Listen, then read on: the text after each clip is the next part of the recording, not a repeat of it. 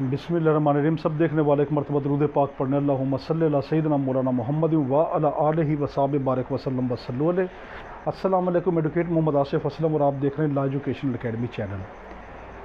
Practice करने वाले young वकला और जुडिशरी के तमाम तरह के सिविल जज मजिस्ट्रेट किसी भी तरह का पेपर हो, आपके उस पेपर की तैयारी के लिए हमने जो है वो सिलसिला शुरू किया हुआ है कि आपको प्रैक्टिस स्टार्ट करवा रहे हैं कि अदालत में मुकदमे के पहले दिन से लेके आखिर तक किस मराहिल से गुजरता है। फौजदारी भी इसमें, क्रिमिनल भी आएगा, सिविल भी आएगा, फैमिली भी आएगा, बैंकिंग, हर तरह के लाज आएंगे। तो वक्त ज़ाय किए बिना अपना देखते हैं। आज के लेक्चर में हम ज़मानत को लिखना सीख रहे हैं, उर्दू में भी, इंग्लिश में भी। आज के लेक्चर में आपको प्री अरेस्ट बेल का भी तरीका बताया जाएगा और पोस्ट अरेस्ट बेल का भी तरीका बताया जाएगा। प्री अरेस्ट बेल यानी कबलज गिरफ्तारी, गिरफ्तार होने से पहले की जो बेल है, और पोस्ट अरेस्ट बेल यानी बादज गिरफ्तारी भी आपको बताया जाएगा। तो अब हम इसकी तरफ आते हैं कि आपने किस तरह ज़मानत लिखनी है।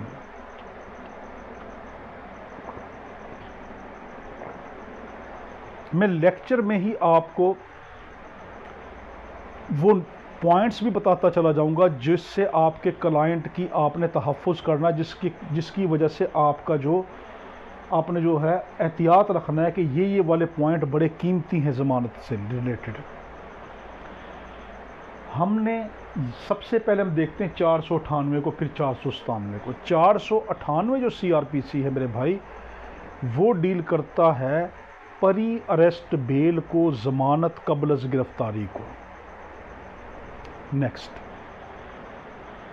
जब भी आप ज़मानत कबलज गिरफ्तारी यानी प्री अरेस्ट बेल को आप उसकी ज़मानत की एप्लीकेशन मूव करें, उसकी पिटीशन दायर करें, तो आपने जहन में रखना है कि ये सिर्फ 2 अदालतों में हो सकती है। या तो सेशन कोर्ट में यानी कोर्ट ऑफ सेशंस में, असल लफ्ज़ होता है कोर्ट ऑफ सेशंस, ठीक है, मगर हम उर्फ़ आम में कहते हैं सेशन कोर्ट, या फिर हाई कोर्ट में ये ज़मानत दायर होती है। इसके अलावा जो आपकी बादज गिरफ्तारी की ज़मानत है वो 497 उसको डील करता है। वो आपकी उस कोर्ट में पहले आप ज़मानत दायर करेंगे जो सबसे निचली कोर्ट कंपीटेंट है। जैसे अगर हमने आज 379 का 379 का हम देख रहे हैं, ये ट्राइएबल बाय मजिस्ट्रेट है, तो मजिस्ट्रेट इसको ट्राई करता है, तो ये इसकी ज़मानत हम सबसे पहले मजिस्ट्रेट पे दायर करेंगे। अगर बंदा गिरफ़्तार हो जाए तो सबसे पहले ज़मानत कहाँ दायर करेंगे? जिस कोर्ट के अंदर वो केस ट्राइएबल हो, जो अदालत उस केस की समाअत का अख्तियार रखती हो, सबसे पहले वहाँ पे हम दायर करेंगे। वहाँ से ज़मानत खारिज होगी, फिर ऊपर वाली कोर्ट, फिर ऊपर वाली, फिर ऊपर वाली, इस तरह जाएंगे। फिर वहाँ से खारिज हो जाएगी, फिर दोबारा नीचे आ जाएंगे, फिर नया ग्राउंड लेकर आएंगे, फिर ऊपर, फिर 1000 दफ़ा आप एप्लीकेशन मूव करें, इस पर कोई पाबंदी नहीं है।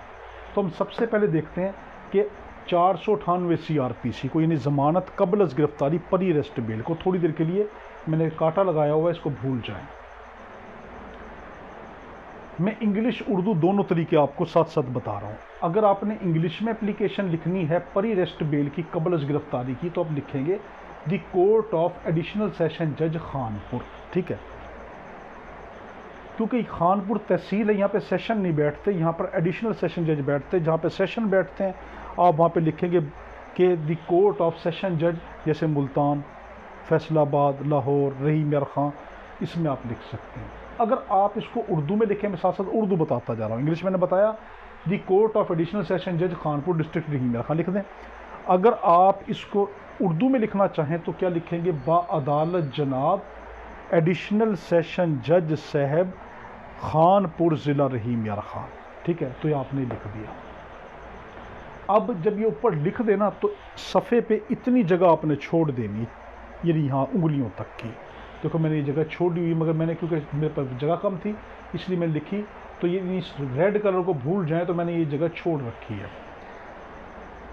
इंग्लिश में आप क्या लिखेंगे? नेम, यानी जो बंदा अपनी ज़मानत करवाना चाह रहा है उसको पेटिशनर कहते हैं, उर्दू में उसको साइल कहते हैं।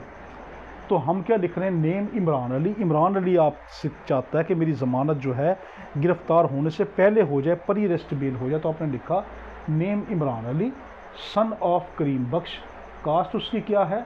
जट, रेजिडेंस ऑफ यानी रिहाइश कहाँ पे, सटला टाउन खानपुर, ब्रैकेट में लिख देंगे पेटिशनर, ठीक है।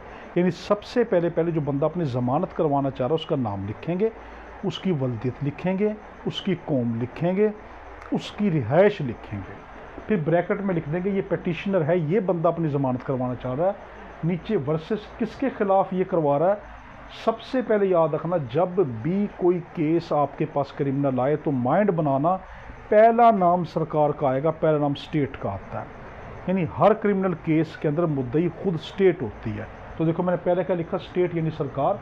नंबर 2 पे लिखा कि जिस बंदे ने इसके खिलाफ चोरी का पर्चा करवाया, 379 का पर्चा करवाया, उसका नाम है राणा अब्दुल बारी, सन ऑफ जो है वो मोहम्मद दीन, कौम राजपूत, और सकना मॉडल टाउन खानपुरी, ऊपर मैंने लिख दिया उर्दू में।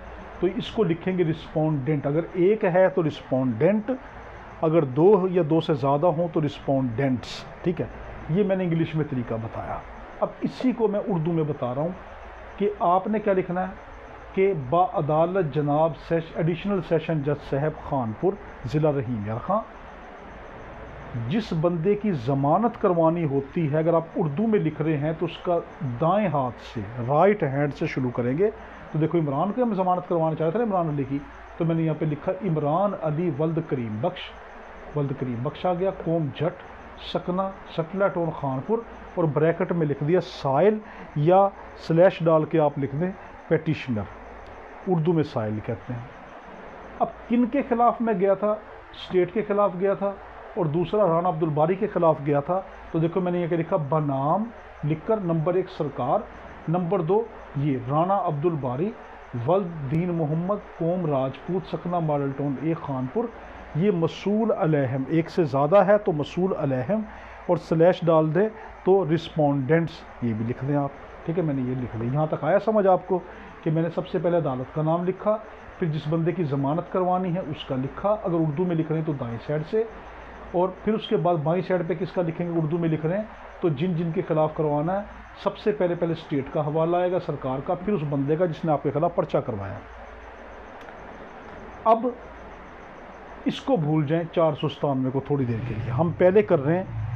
अगर आप ज़मानत कबल गिरफ्तारी करवा रहे हैं, पोस्ट प्री अरेस्ट बेल करवा रहे हैं, तो उसमें एक चीज़ याद रखना कि अपने क्लाइंट को जो अभी तक गिरफ़्तार नहीं हुआ उसको कभी भी पुलिस स्टेशन ना भेजें, बल्कि उसको घर से भी किसी दूर जगह पर उसको शिफ्ट कर दें कि वो ताकि सेफ़ रहे। अब उनके किसी वर्सा को या अपने मुंशी साहब को उधर भेजें थाने पे, और ये देखें कि जो ये बंदा मेरे पास ज़मानत करवाने के लिए आया है इसका नाम भी FIR में है या नहीं है, क्या पता ये वैसे ही डरता फिर रहा हो। जब नाम ही नहीं होगा तो ज़मानत कैसे होगी। तो आपने उसकी FIR की कापी मंगवानी है। जैसे कापी आ जाए और आपको पता चल जाए नहीं यार ये बंदा सच्चा है, इसका नाम तो वाकई FIR में है, अब जुर्म देखना, जुर्म कौन सा है। पहला नुक्ता, उसको अगर प्री अरेस्ट बेल करवा रहे हैं, गिरफ्तारी से पहले करवा रहे हैं, तो थाने नहीं भेजना, सेफ जगह पे छुपा देना। दूसरा पॉइंट क्या है, FIR जैसे ही आए आप CRPC का शेड्यूल खोल कर देखें कि कौन सा जुर्म है, क्या ये बेलेबल है या नॉन बेलेबल है, और उसकी सज़ा कितनी है। ये 2 पॉइंट आपने देखने ज़मानत के लिए, कि बेशक प्री अरेस्ट बेल हो चाहे पोस्ट अरेस्ट हो, दोनों में ये देखना है, चाहे कबल गिरफ्तारी हो या बाद गिरफ्तारी हो, दोनों में देखना कि इसकी जुर्म की सज़ा कितनी है और ये बेलेबल है या नॉन बेलेबल है। अगर तो बेलेबल है तो आपका मैटर ऑफ राइट बन जाएगा कि मेरा ये हक है कि मुझे ज़मानत दी जाए। नंबर 2, अगर वो बेलेबल नहीं है, नॉन बेलेबल है, फिर आपने ये देखना इसकी सज़ा कितनी है। दूसरा पॉइंट क्या, सज़ा कितनी है। अगर तो उसकी सज़ा 10 साल या उससे ज़्यादा है, या उम्र कैद है, या सज़ाए मौत है, अब आपको ज़मानत मिलना मुश्किल हो जाएगी। अगर 10 साल से नीचे है तो फिर ये प्रोहिबिटरी क्लाज में फॉल नहीं करता। प्रोहिबिटरी क्लाज यानी ममनुआ क्लाज जिसको कहते हैं, जिस जुर्म की सज़ा 10 साल से नीचे हो, आप खुश हो जाएं कि मेरे क्लाइंट की ज़मानत हो सकती है। तो अब आप क्या करेंगे, FIR मंगवाई, शेड्यूल खोला, पहला क्या देखा कि क्या ये बेलेबल है, अगर बेलेबल है खुश हो जाएं। दूसरा क्या देखा कि इसकी सज़ा कितनी है, अगर 10 साल से नीचे है और डबल खुश हो जाएं। अगर 10 साल या 10 साल से ज़्यादा, फिर हम आगे देखते हैं उसमें क्या करना होता है। तो आपने यहाँ तक देख लिया, लिखिए। अब अगर आप इंग्लिश में लिख रहे हैं तो क्या लिखेंगे, पिटीशन अंडर सेक्शन 498 CRPC। देखो, क्योंकि आप परी अरेस्ट ले रहे हो, कबल गिरफ्तारी ले रहे हो, तो 498 लिखेंगे, 497 नहीं लिखेंगे। फॉर परी अरेस्ट बेल, परी अरेस्ट लिखेंगे, पोस्ट अरेस्ट अभी भूल जाएं। तो क्या लिखा, petition under section 498 CRPC for pre arrest bell, ये लिख दिया। इन केस, किस केस में ले रहे हो भाई परी अरेस्ट बेल? अब जो आपके पास FIR आई ना, तो उसमें क्या लिखा, इन केस FIR नंबर यानी मुकदमा नंबर, FIR के ऊपर लिखा होगा। जब FIR को पढ़ेंगे, उसको पढ़ना कैसे सीखते हैं, फिर उसमें सारी डीप में चले जाएंगे। आज सिर्फ इतना कि मुकदमा नंबर FIR नंबर क्या है, तो इसका मुकदमा नंबर हमने यहाँ पे लिख दिया 34/25। जो ऊपर होता है ये FIR का नंबर होता है, और जो उसके नीचे स्लैश के अंदर लिखा 25, तो ये साल होता है। अब देखो, आप पिछले साल चले जाओ तो यहाँ पे 34/24 होगा, उससे पीछे चले जाओ 34/23 होगा, तो ये नीचे साल होता है। अब किस पुलिस स्टेशन ने काटी, उस पुलिस स्टेशन का नाम लिखेंगे, city police station Khanpur KP मैंने लिख दिया। ऑफेंस किस जुर्म की FIR है, तो आप क्या लिखें, अंडर सेक्शन 379 PPC के 379 की है। ठीक है, अगर कौन सी लिख रहे हैं आप, परी अरेस्ट बेल लिख रहे हैं, तो क्या लिखा, petition under section 498 CRPC for pre arrest bail in case FIR number फलां, city police station Khanpur. Offence कौन सा जुर्म है, अंडर सेक्शन 379 PPC। ठीक है, ये आ गया। अगर आप पोस्ट अरेस्ट लिख रहे हैं, गिरफ्तार बंदा हो चुका है, अब लिख रहे हैं, तो इसको भूल जाएं। ठीक है, अब इसको हम देखेंगे, तो पिटीशन अंडर सेक्शन 497 यानी 497 CRPC। अब परी अरेस्ट को भूल जाएं, इस जगह क्या लिखेंगे, post arrest bail in case FIR number वही आ गया। FIR तो बेशक परी अरेस्ट हो या पोस्ट अरेस्ट हो, FIR तो चेंज नहीं होगी। तो 34/25 पुलिस स्टेशन खानपुर, ऑफेंस ये पूरा का पूरा आ गया। सिर्फ फ़र्क क्या है, अगर परी अरेस्ट लिख रहे हैं तो 498 लिखकर परी अरेस्ट लिख देंगे, अगर पोस्ट अरेस्ट लिख रहे हैं तो 497 लिखकर पोस्ट अरेस्ट लिख देंगे, बाकी टोटल वही का वही आ जाएगा। ठीक, अब इसको उर्दू में देख लेते हैं। ये हेडिंग ज़रूर देनी है, इसके नीचे लकीरें भी इस तरह लगानी है। ठीक है, ये तो मैंने कर्व वाली लगा दी, अपने सीधी लकीरें लगानी है। अब उर्दू में इसको लिखना चाहते हैं तो आप क्या लिखेंगे, यहाँ पर ज़मानत, अगर पहले हम देखते हैं परी अरेस्ट बेल को, तो क्या लिखेंगे, ज़मानत कबल अज़ गिरफ्तारी ज़ेर दफ़ा 498। ठीक है, ज़वाद फे या ज़ाब्ता फौजदारी। ठीक है, बजुर्म लिखेंगे, मुकदमा नंबर FIR नंबर को लिखेंगे मुकदमा नंबर 34/25 थाना पुलिस स्टेशन खानपुर, और बजुर्म 379 ते पे ताज़ीरात पाकिस्तान। ठीक है, ये लिख दिया। अगर आप इसी को पोस्ट अरेस्ट लिख रहे हैं तो सेम यही चीज़ लिख देंगे।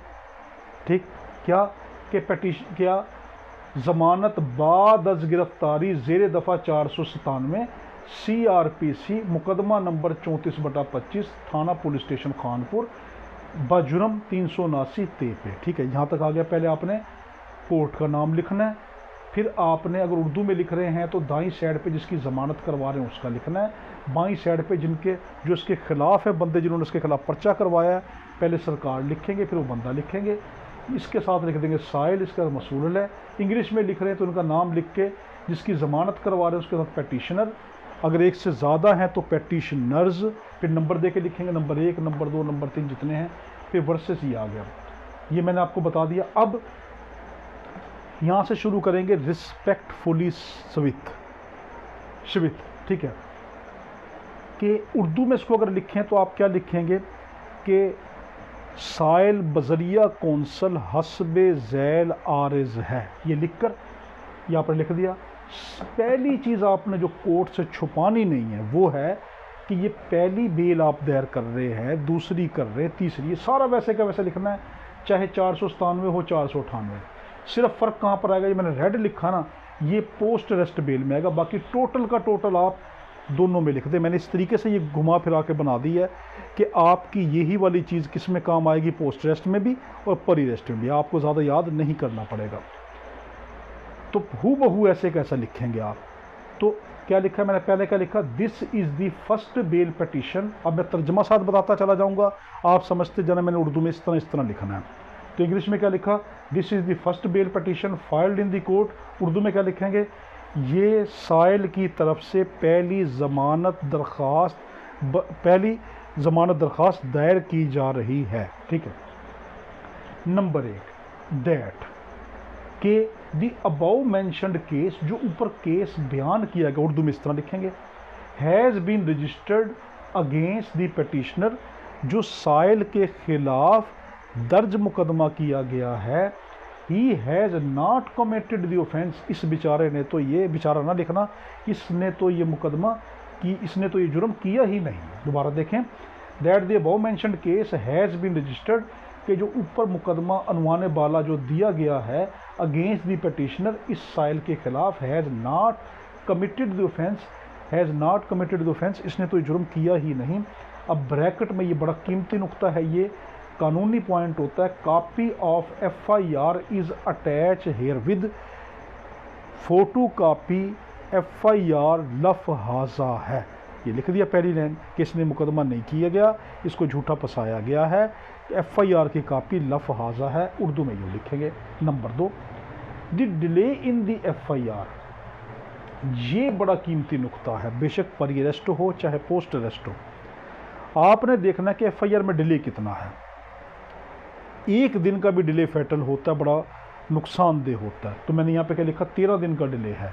जब FIR डिले है तो आप क्या बहस करेंगे, FIR में लिखेंगे कि ये तो सोची समझी सर कहानी है, अगर तो ये सच्चे होते तो इतना डिले क्यों किया। फिर पुलिस स्टेशन का फासला भी FIR के नीचे लिखा होता है, वो देखें कि इस जाए वकूआ से, यानी प्लेस ऑफ एक्रेंस से, जहाँ पर ये जुर्म हुआ है, वहाँ से पुलिस स्टेशन कितना दूर है। अगर वो नज़दीक है तो आप कहें कि इसको 13 दिन लग गए। ये किस तरह का एक जुर्म है कि जिसमें 13 दिन पुलिस स्टेशन पहुंचने में जनाबे वाला को इसको लग जाते हैं। ये एक पूरी की पूरी झूठी और फैब्रिकेटेड किस्म की इसको जो है, ये फॉल्सली इसको इन्वॉल्व किया गया। तो आपने क्या डिले देखना है, तो मैंने क्या लिखा, the delay in FIR is of 13 day, Urdu में लिखेंगे FIR में 13 दिन की ताख़ीर है, विच इंडिकेट, जो जाहिर करती है, the petitioner has been falsely implicated, कि इस साइल को बग़ैर किसी जुर्म को, यानी झूठा इसको मुकदमे में मुलव्वस किया गया है। तो देखिए पहली चीज़ क्या, आपने FIR में डिले देखना है, फिर ये लिख देना कि इसको झूठा वो किया गया है। Number 3, the distance of the witness, पहले इसको देखना फिर मैं समझाता हूँ। जो फासला है गवाहों का from the place of occurrences, जिस जगह वकूआ हुआ है, इज़ मोर देन 40 किलोमीटर, ये तो 40 किलोमीटर दूर का फासला है। यानी जो जुर्म में गवाह बनाए गए हैं कि बेचारे इमरान अली ने चोरी की है, तो जनाबे वाला इसका जो फासला है, जो इसके विटनेस है, वो 40 किलोमीटर दूर रहते हैं। वो यहाँ पे क्या कोई अवार्ड लेने आए थे, कोई मेडल लेने के लिए आए थे, कोई तकरीब हो रही थी, कोई इनको सनतें अवार्ड हो रही थी, ये किस लिए यहाँ पर आए। ये सब के सब झूठी, फर्जी, मन घड़त और बेबुनियाद इन्होंने केस किया हुआ है। तो क्या कि the distance of the witnesses, जो गवाह हैं उनका फासला from the place of occurrence, जाए वकूआ से, is more than 40 kilometre, 40 kilometre से ज़्यादा है, which makes the story fully suspicious, जो कहानी को बिल्कुल शक में डाल देता है कि ये सोची समझी प्लानिंग है। मैं तो आपको बहस करना भी सिखा रहा हूँ साथ साथ, वैसे बहस हम आगे सीखेंगे, मगर साथ साथ जो बोल रहा हूँ तो समझे कि ये लफ्ज़ आपने अदालत में कहने हैं कि जनाबे वाला ये जो बंदा है 40 किलोमीटर दूर के इन्होंने विटनेस दिखाए हैं। ये विटनेस यहाँ पे क्या करने के लिए आए थे, कोई मेडल यहाँ पे तकसीम हो रहे थे, कोई संदें तकसीम हो रही थी, या इनको कोई पगड़ियाँ पहनाई जा रही थी, ये यहाँ पे क्या करने के लिए आए थे। फिर ये भी देखना है इनका उससे रिश्ता क्या है। ठीक है, जबकि हायर कोर्ट्स की, एपेक्स कोर्ट की अथॉरिटीज़ हैं कि जो करीबी गवाह हैं, जो करीबी रिश्तेदार वो गवाह बन सकते हैं, मगर फिर भी ये शक में डालता है। आपने बस अपने पॉइंट किसी तरीके से जज साहब के जहन को ना इधर उधर करना है। तो क्या अगर वो उसके क्लोज रिश्तेदार हैं तो कहें सर ये तो उसके बड़े क्लोज रिश्तेदार हैं, ये इसके हक़ में गवाही नहीं देंगे तो किसके हक़ में गवाही देंगे। किसी और बंदे ने तो उनको देखा नहीं, 40 किलोमीटर दूर से बंदे आए, यानी जितना दूर का फासला होगा वो आपके काम आएगा। तो यहाँ तक हमने लिखा। आगे नंबर 4 देखो, ये प्री रेस्ट हो या पोस्ट रेस्ट, मैं बार बार कह रहा हूँ दोनों में एक जैसा लिख देना है, बस फ़र्क क्या है, अगर प्री रेस्ट है तो 498 यहाँ पे लिख देंगे CRPC और साथ लिख देंगे प्री रेस्ट। अगर पोस्ट रेस्ट नहीं, यहाँ से यहाँ तक का सिर्फ जो है ना, ये आपने यहाँ से यहाँ तक का बस चेंज करना है। प्री रेस्ट है तो 498 प्री रेस्ट, पोस्ट रेस्ट है तो 497 पोस्ट रेस्ट, फिर यहाँ तक आ जाएगा।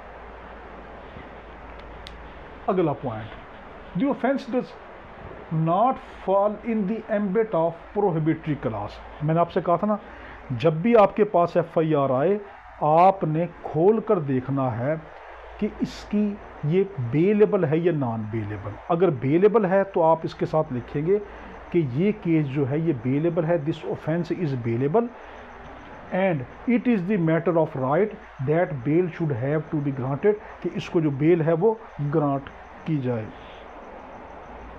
अच्छा जी, दूसरा आपने क्या देखना था कि इसकी सज़ा कितनी है। अगर तो 10 साल से कम है तो वो नॉन प्रोहिबिटरी क्लास में आता है, यानी प्रोहिबिटरी क्लास में फॉल नहीं करता। अगर प्रोहिबिटरी क्लास में फॉल करता है फिर उसके लिए हम क्या लिखेंगे वो मैं बताता हूँ, पहले ये पढ़ लें। The offence does not fall, जो इसका जुर्म है वो फॉल नहीं करता in the ambit of prohibitory class, ममनुआ क्लास में इसका जो जुर्म है वो फॉल नहीं करता। ममनुआ क्लास किसको कहते हैं, जिसकी सज़ा 10 साल या उससे ज़्यादा हो, उसको ज़मानत नहीं दी जाती, जो जनरल रूल है।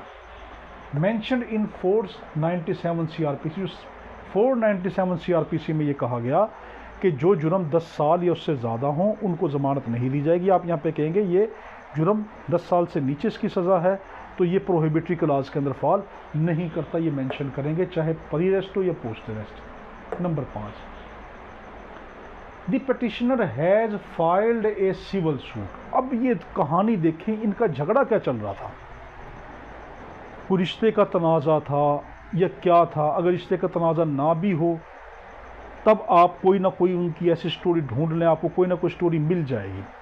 क्या पता रिश्ते का तनाज़ा, ज़्यादातर रिश्तों का ही तनाज़ा होता है या ज़मीनों के तनाज़े होते हैं, ज़मीनों के पीछे झगड़ा होता है। तो मैंने यहाँ पे उसका लिख दिया कि इनका सिविल सूट पहले चल रहा है।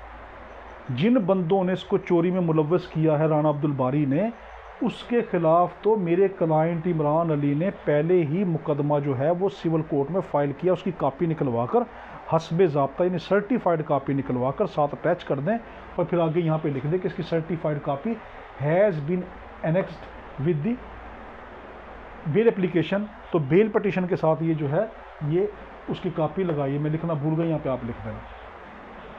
तो द पिटिशनर हैज़, 5वां, the petitioner has filed, petitioner यानी मेरे जो क्लाइंट है साहिल ने फाइल किया था ए सिविल सूट, एक सिविल मुकदमा against the respondent number 2। Respondent number 2 क्या है, राना अब्दुल बारी। इसके खिलाफ, सरकार के खिलाफ तो नहीं कर सकता, उसके खिलाफ। दैट इज़ वाई, यही वजह है, he has been falsely implicated, उसको झूठा मुलव्वस किया गया है in the pre planned case, इस पहले से सोचे समझे मंसूबे के इस स्टोरी में, इस मुकदमे में। ठीक है, अब आ गया छठा, the petitioner is a school teacher. अब ये देखें कि जो आपका क्लाइंट है उसकी शोबा कौन सा है, क्या वो जो है ऐसी क्लास से बिलोंग करता है जो सफ़ेद पोश, जो यानी सफ़ेद पोश नहीं कि यानी ऐसे लोग के जो ऑफिशियल कैटेगरी के अंदर आते हैं उन बंदों से वो ताल्लुक़ रखता है, जैसे टीचर है, वकील है, कोई बैंक मुलाजिम है, यानी कोई जॉब करता है, पढ़ा लिखा है। अगर नहीं करता तो देखें इज़्ज़तदार शहरी है, इज़्ज़त तो सबकी बराबर है, चाहे वो अमीर हो या गरीब हो, तो आपने लिखना इज़्ज़तदार शहरी है। तो यहाँ पे मैंने क्या लिख दिया, the petitioner is a school teacher. जो पिटिशनर है वो एक स्कूल टीचर है। इफ़ ही इज़ अरेस्टेड, अगर उसको गिरफ्तार किया गया, he would suffer an irreparable loss, उसको नाकाबिल तलाफ़ी नुकसान भुगतना पड़ेगा, टू हिज माइंड, ज़हनी तौर पर भी, बॉडी जिस्मानी तौर पर भी, एंड रेपुटेशन, और उसको इज़्ज़त, अपनी असमत को भी उसको बड़ा गहरा नुकसान पहुँचेगा, नाकाबिल तलाफ़ी नुकसान पहुँचेगा। तो आपने उसका शोबा भी देखना है वो क्या है। अगर कारोबारी है तो बड़ा अच्छा कारोबारी है, अगर नहीं तो क्या ये एक साफ़ सुथरा इंसान है, शरीफ है। फिर एक और चीज़ ये बड़ा कीमती, ये देखना कि उसके खिलाफ कभी कोई मुकदमा तो उसके खिलाफ नहीं चला था। अगर नहीं चला था तो आपका ये पॉइंट बड़ा कीमती है, there is no any previous criminal case registered, कि इसके खिलाफ पहले कोई क्रिमिनल केस रजिस्टर्ड नहीं हुआ अगेंस्ट द पिटिशनर, इस पिटिशनर के खिलाफ। आठवां है the petitioner has surrendered before the honourable court. ये वाला जो नुक्ता है ना, ये आपने लिखना है परी अरेस्ट बेल में। देखो ये लिखना है परी अरेस्ट में, आठवां जो है ना ये लिखना है परी अरेस्ट बेल में, ठीक है, आठवां। अगर पोस्ट अरेस्ट है तो फिर नौवां वाला लिख देंगे, ठीक है, सिर्फ इस एक का फर्क आ रहा है। परी अरेस्ट है तो आठवां लिख देंगे, पोस्ट अरेस्ट है तो नौवां लिख देंगे। परी अरेस्ट में क्या दी, पिटिशनर है surrendered before the honourable court, कि पिटिशनर ने अपने आप को कोर्ट के सामने पेश कर दिया गया है, and ready to furnish satisfactory bail bond, और हर तरह की जमानत देने को तैयार है। ये परी अरेस्ट में लिखेंगे, कबल गिरफ्तारी में लिखेंगे। अगर बाद गिरफ्तारी है तो सिर्फ 8 की जगह पर 9 लिख देंगे, तो क्या लिखेंगे, इन्वेस्टिगेशन हैज़ बीन कंप्लीटेड।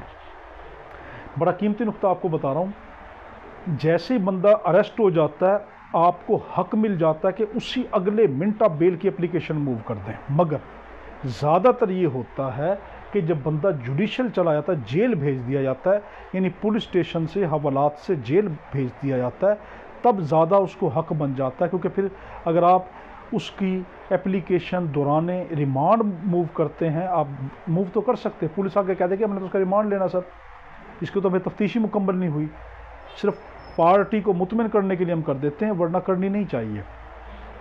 हाँ, कुछ ऐसे केसेस भी होते हैं जिसमें हो भी जाती है, कमज़ोर केस हो तो अगर वो बंदा पोस्ट अरेस्ट बेल है, गिरफ्तार हो चुका और जेल चला गया, ठीक है, the investigation has been completed. अब आप लिखेंगे जनाबे वाला इन्वेस्टिगेशन कंप्लीट हो चुकी है, and the petitioner is in jail, और पिटिशनर तो जेल में। The police has no need of his body, police को इसके जिस्म की ज़रूरत ही नहीं है फॉर फर्दर इन्वेस्टिगेशन, मजीद किसी इन्वेस्टिगेशन के लिए। So his presence in jail is baseless, इसकी जेल में मौजूदगी एक बेबुनियाद सी चीज़ है।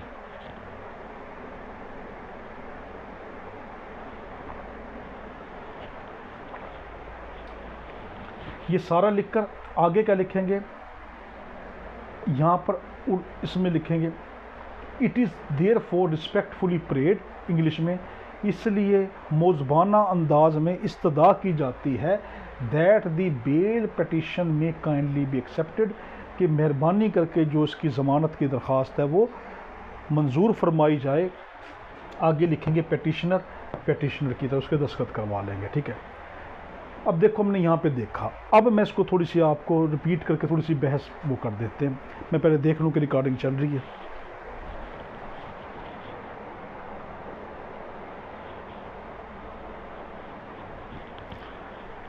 ठीक है, देखें, सबसे पहले आपने कोर्ट का नाम लिखना है, फिर आपने उर्दू से शुरू कर रहे हैं तो दाईं साइड से जिसकी ज़मानत करवा रहे हैं वो, फिर बनाम लिखेंगे, मगर जगह छोड़ेंगे। मैंने कहा था ये जो आप अदालत का नाम लिखेंगे तो उसके नीचे इतनी जगह छोड़ देंगे, इसको यहाँ पे लिखना है, ठीक है।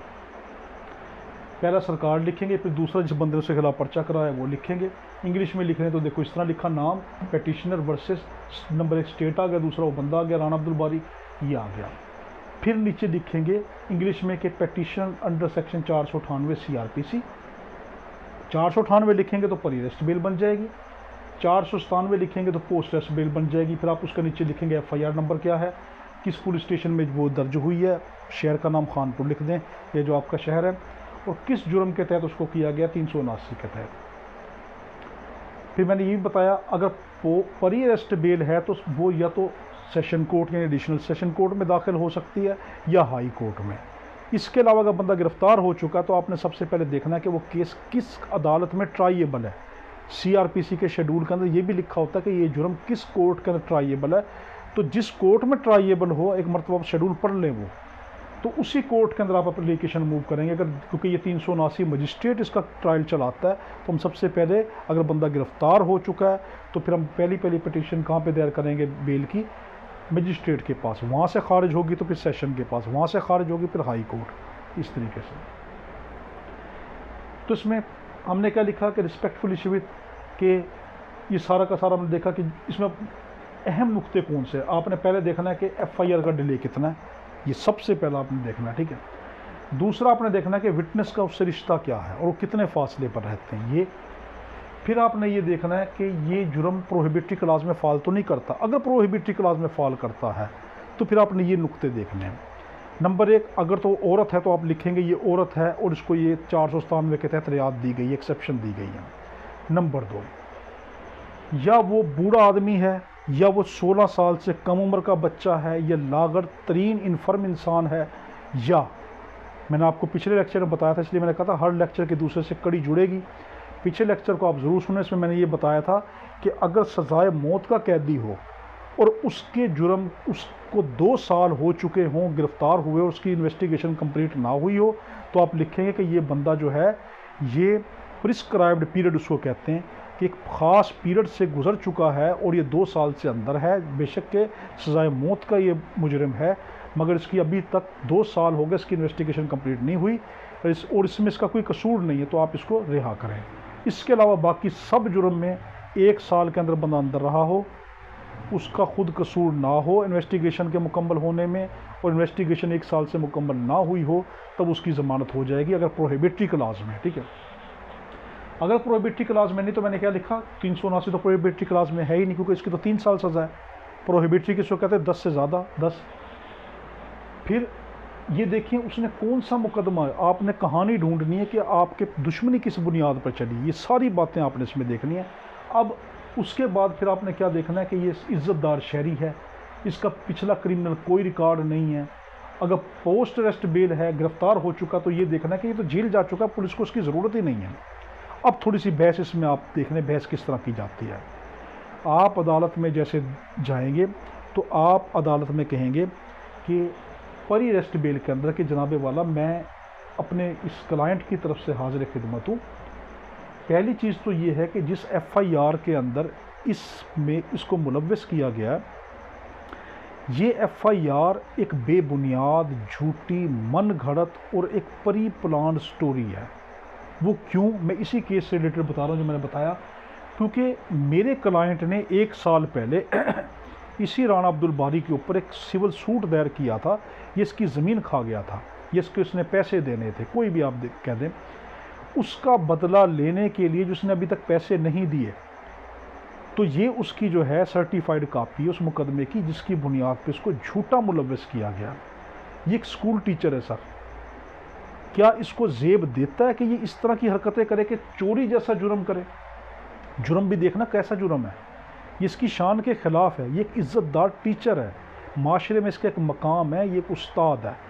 अगर हम इसको पुलिस के हवाले करते हैं तो इसकी इज़्ज़त, इसकी रेपुटेशन, इसको इर्रिपेरेबल ऐसा लॉस होगा कि जो नाकाबिल तलाफ़ी होगा। कभी ज़िंदगी में ये समझे इस पर एक स्टैंप लग जाएगी, कभी ज़िंदगी में ये दाग इससे धुल नहीं सकता।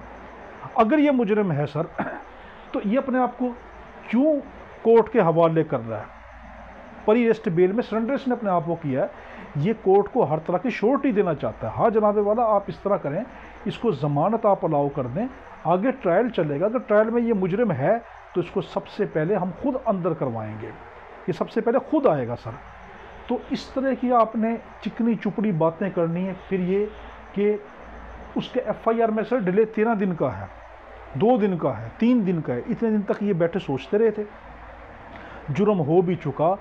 पुलिस स्टेशन का ज़्यादा से ज़्यादा फासला 1 किलोमीटर इनसे, ये 2 किलोमीटर है।